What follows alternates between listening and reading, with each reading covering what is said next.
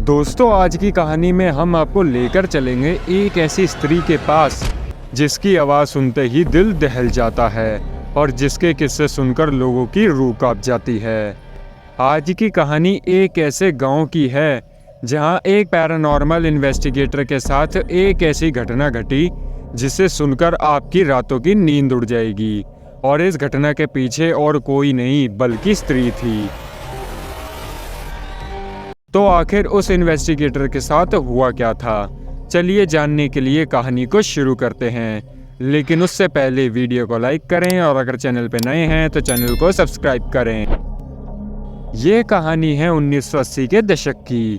कर्नाटक के एक छोटे से गांव में कई दिनों से काफी हलचल मची हुई थी। कई दिनों से यहाँ पर देखा जा रहा था कि रोज रात में गांव का कोई न कोई मर्द अपने घर से अजीब तरह से गायब हो रहा था। इसके पीछे की वजह गांव के लोगों को पता थी। रोज रात को लोगों के गायब होने के पीछे की वजह और कोई नहीं बल्कि स्त्री थी, जो रोज रात को गांव के एक आदमी को उठा ले जाती थी। इस सब से गांव के सभी लोग बहुत ज्यादा परेशान और डरे हुए थे। उनको कुछ भी समझ नहीं आ रहा था कि वो इस स्त्री से कैसे पीछा छुड़ाएं। कई बार उन्होंने स्त्री से पीछा छुड़ाने के लिए गांव में बहुत से हवन भी किए और बहुत से तांत्रिकों को भी बुलाया, लेकिन इस सब का स्त्री पे कुछ भी असर नहीं हुआ। वो रोज रात को किसी न किसी को उठा ले जाती थी। आखिर में एक बड़े ज्ञानी महात्मा ने उनको कहा कि वो अपने घरों के बाहर नालेबा लिख लें, जिसका मतलब होता है कल आना। इससे वो स्त्री घर से किसी भी मर्द को लेके नहीं जाएगी और शाम होते ही कोई भी मर्द अपने घर से बाहर नहीं निकलेगा। उसके बाद गांव वालों ने वैसा ही किया। स्त्री की खबर अब धीरे धीरे गांव से बाहर दूसरे गांव और शहरों तक पहुंचने लगी थी। कई लोगों ने तो इस पर विश्वास नहीं किया और इसे एक अंधविश्वास माना। एक दिन यह खबर अमन नाम के एक पैरानॉर्मल इन्वेस्टिगेटर तक पहुंचती है। पहले तो उसने भी इसे एक अंधविश्वास समझा, लेकिन फिर जब उसने इसकी जांच करी तो उसे पता लगा कि इस गांव में लोग सच में गायब हो रहे हैं। तो उसने इसकी जांच पड़ताल करने के लिए उस गांव में जाने का फैसला किया और वो उस गांव के लिए निकल गया। वो शाम के 7 बजे उस गांव में पहुंचता है। गांव में पहुंचकर वो देखता है कि अभी शाम के 7 ही बजे हैं, पर गांव के लोग जल्दी जल्दी अपनी दुकानें बंद करके घर को लौट रहे हैं। उसे ये थोड़ा अजीब लगता है। अमन ने देखा कि हर घर के बाहर कन्नड़ा में नालेबा लिखा हुआ है, जिसका मतलब होता है कल आना। फिर वो एक आदमी को रोक के पूछता है कि ये सब क्या हो रहा है। तो वो आदमी उसे बताता है कि गांव में एक लाल साड़ी वाली चुड़ैल घूम रही है, जो रोज रात में घर घर जाके जोर से दरवाजा खटखटाती है और घर के अंदर जो भी मर्द होता है उसका नाम पुकारती है, और कोई भी मर्द उसकी आवाज को नजरअंदाज नहीं कर पाता। और अगर कोई भी दरवाजा खोल देता है तो कहते हैं कि वो चुड़ैल उसे अपने वश में करके कहीं दूर ले जाती है और मार देती है। इसलिए गांव के लोगों ने उससे बचने के लिए घर के बाहर नालेबा लिखा है, जिसे पढ़ के वो आज नहीं बल्कि कल आए, और यही सिलसिला जारी रहता है।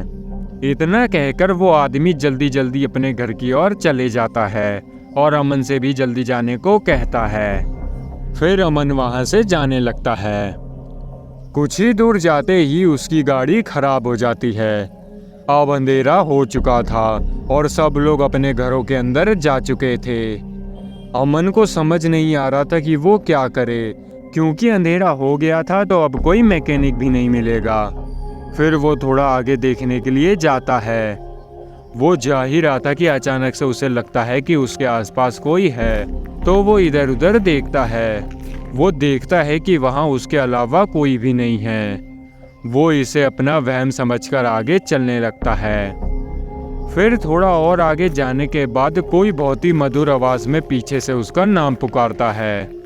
अमन को अब थोड़ा सा डर लगने लगता है। उसे समझ नहीं आ रहा था कि इतनी मधुर आवाज में उसका नाम कौन पुकार रहा है। एक बार फिर से पीछे से उसका कोई नाम पुकारता है। फिर अमन ये देखने के लिए पीछे मुड़ता है। अमन जब पीछे मुड़ता है तो वहाँ का नज़ारा देखकर उसकी रूह कांप जाती है। वो देखता है कि एक औरत लाल साड़ी में खड़ी है और उस औरत का चेहरा आधा जला हुआ है। वो बहुत ज़्यादा खौफनाक दिख रही थी। अमन के पसीने छूट जाते हैं और उसे समझ नहीं आता कि वो क्या करे। फिर वो बहुत तेज़ी से वहाँ से भागने लगता है। वो भागे जा रहा था, लेकिन हर बार वो वहीं उसी स्त्री के सामने आ जा रहा था। अमन अब बहुत ज़्यादा डर जाता है। फिर वो स्त्री गुस्से में चिल्लाकर अमन पे झपटती है और अमन की डर से चीख निकल जाती है और वो वहीं बेहोश हो जाता है। फिर जब सुबह होती है तो गांव वालों को अमन सड़क पर बेहोशी की हालत में पड़ा मिलता है। फिर वो उसे घर ले जाते हैं और होश में लाते हैं। फिर जब अमन होश में आता है तो गांव वाले उससे पूछते हैं कि क्या हुआ, वो ऐसे सड़क पर बेहोश क्यों पड़ा था। तो अमन उनको पिछली रात का सब कुछ बताता है। गांव वालों के भी उसकी बातें सुनकर होश उड़ जाते हैं।